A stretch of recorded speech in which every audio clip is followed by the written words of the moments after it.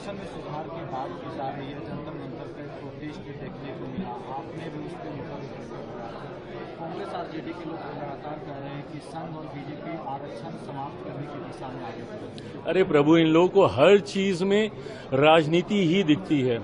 क्यों संघ, बीजेपी और हम लोग नहीं है क्या एनडीए में? और ये आरक्षण किसी के कहने से समाप्त होने वाली चीज है क्या? संवैधानिक अधिकार है ये। आरक्षण किसी को दी हुई खैरात नहीं है, ये संवैधानिक अधिकार है और दुनिया की कोई ताकत आरक्षण को कतई समाप्त नहीं कर सकती है।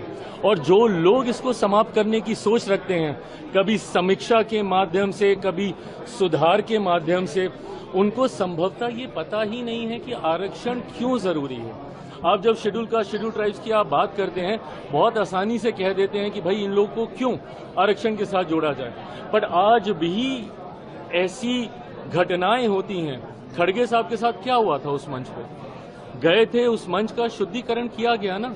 आज भी एक दलित युवक को घोड़ी पे चढ़ने से रोका जाता है, एक दलित लड़के को बारात निकालने से रोका जाता है। बड़े बड़े नेता जब मंदिर जाते हैं तो मंदिर को गंगा जल से धुलवाया जाता है। तो ये भेदभाव तो आज भी हो रहा है ना।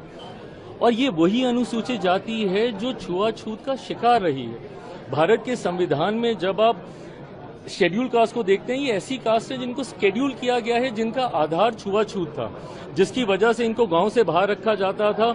इनको छूना तो दूर की बात है, देखना तब पाप माना जाता था। ऐसे में मुख्य धारा के साथ जोड़ने के लिए, और क्या हम लोग उस लक्ष्य को पूरा कर पाए? नहीं कर पाए ना।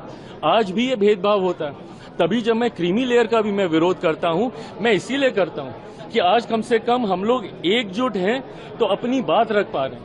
बट जैसे ही इसमें सब क्लासिफिकेशन होने लग जाएगा, जैसे ही इसमें क्रीमी लेयर की बात हम लोग करने लग जाएंगे, तो ताकत हम लोग की घटने लग जाएगी। और जैसे ही ताकत घटेगी तो धीरे धीरे करके संभवतः ऐसी सोच वाले लोग जो आरक्षण को समाप्त करना चाहते हैं, उनको ज्यादा बल मिलेगा।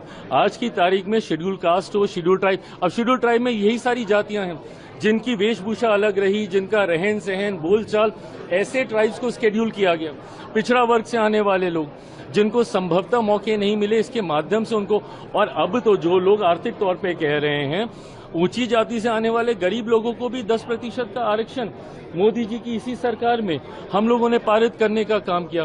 तो जो लोग ये सोच रखते हैं कि आरक्षण पे चर्चा होनी चाहिए, सुधार होना चाहिए, समीक्षा होनी चाहिए, बाबा साहेब की सोच से बनी हुई ये व्यवस्था है और दुनिया की कोई ताकत इसको, और मैं जब तक हूं, मैं इतना तो मैं पूरे गारंटी के साथ कह सकता हूं कि जिस सरकार में चिराग पासवान है, रामविलास पासवान जी का बेटा हूं, कतई इस व्यवस्था को बिगड़ने नहीं दूंगा।